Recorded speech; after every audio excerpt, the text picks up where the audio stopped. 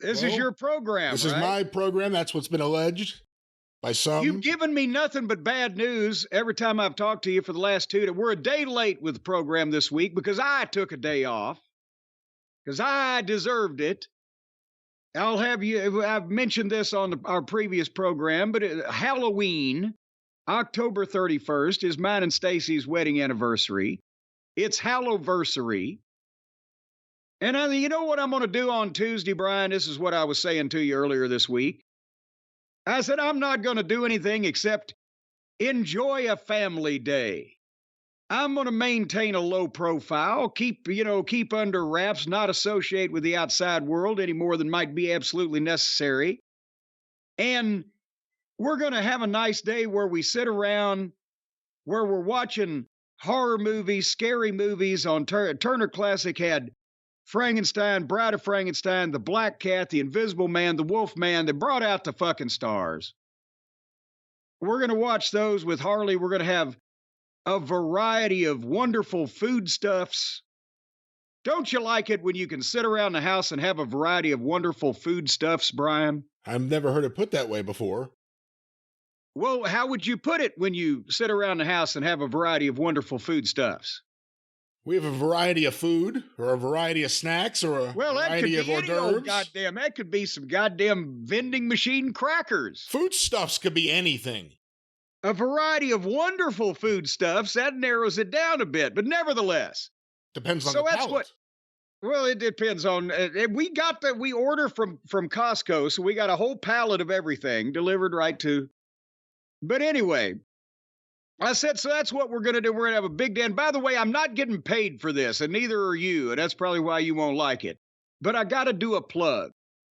I was informed of this place from our old friend John Fell in Baltimore, who gave us a gift one time for a special occasion. G&M crab cakes, or the G&M restaurant. They're up there in it's Baltimore, but I think they're in Linthicum or Lithicum or whatever that fucking suburb of Baltimore is out where the airport is. They're on the invisible harbor. Yeah, it's I think they're landlocked there, but they can cast out to the harbor. But anyway, G&M restaurant ships crab cakes and stuffed shrimp and crab dip and all kinds of seafood soup and products all over the next day delivery. And you know me, I've eaten food in a lot of places, and I've been to Baltimore many, many times. And I've gone to restaurants that charge an arm and a leg for what they bring you. And I've never had crab cakes as good as the G&M crab cakes they send you packed in ice. The goddamn the crab cake mix in a tub, and you just boom, you put it right out on the daggum cookie sheet, stick it in the oven, and out comes a crab cake that the people at Morton Steakhouse would be turning cartwheels if they could prepare. Yeah, turning cartwheels to get away from. No, are you have? Do you like crab Right out the cakes? door. Do you like crab cakes? Why are you scoffing at a fabulous crab cake? I'm not against them. They're okay. I wouldn't go out of my way to have them. Where have you eaten crab cakes in a pub? You gone to like Joe's Crab Shack where they break up no. a fucking whole loaf of Wonder Bread and a sickly crab and fucking bake it and or fry it and call it a crab cake? First of all, I've never had it at Joe's Crab Shack. Don't put down Joe's Crab Shack. I wish I had a Joe's Crab Shack near me. We used to have one when I lived in Long Beach over in Oceanside. It was fantastic. You can get a lobster and claws and all sorts of shit. It was great with corn and potatoes. But no, it didn't sound that good, your description of it. What you have a problem with fine food. I have come to that. Oh. If you have giant pieces of lump crab meat, and the way that these folks do it, it's mixed in with a concoction that makes it fluffy and fucking succulent, but it's not a bunch of filler. How And you know all it's you real? got to do, because I know what crab meat tastes like, and I know what the phony shit tastes like. They sell down at the fucking local Kmart or whatever, and it's nothing like this. This is scrumptious. This is incredible. And Scrumptious. all you got to do is put it, as I said, in the oven. $4.50 for 20 minutes, and boom. And a little remoulade on the side. They're fantastic. But never, I digress doing the G&M plug because I wanted everybody to know where they can get the best crab cakes in the world, don't have to leave the house. But anyway, so what we did was we got the G&M crab, and they also, I mentioned, to have crab dip. You put this in an oven-safe dish and bake it for a little while until it's bubbly. It has crab meat. It has some cheeses. It has a variety of goodness in it. And then bake a little sourdough bread. And boy, or you're some fine crackers. Daddy, you got anything against crab dip? Little sourdough bread? I don't know what's in the crab dip.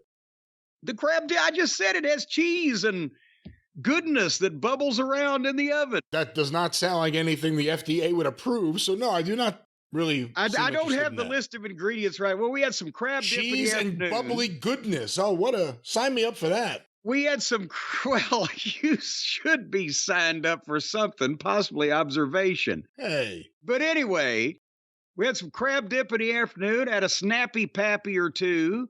We put Harley's Halloween costume on. And then on Halloween evening, I had gone over to the store and talked to the meat gentleman.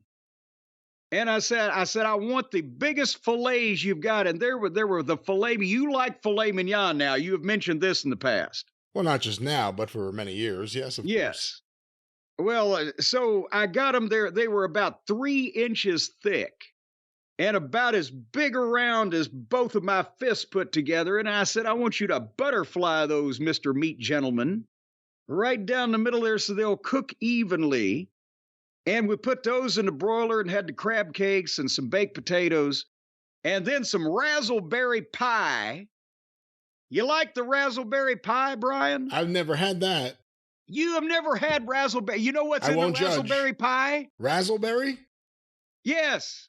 You got your raspberries, and you got your strawberries, and you got your razzle dazzle of all these berries together, blueberries and blackberries. Mulberries? I don't know if there's any mulberries.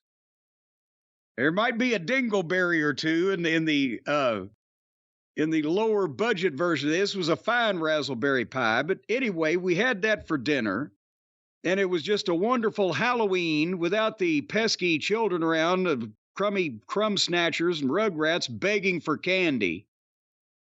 Boy, and I'll tell you what, the way that they're doing these things these days with the wrapping and the safeguards, it's harder than ever to get the 10-penny nails into those Three Musketeers bars. That's not even funny to joke about.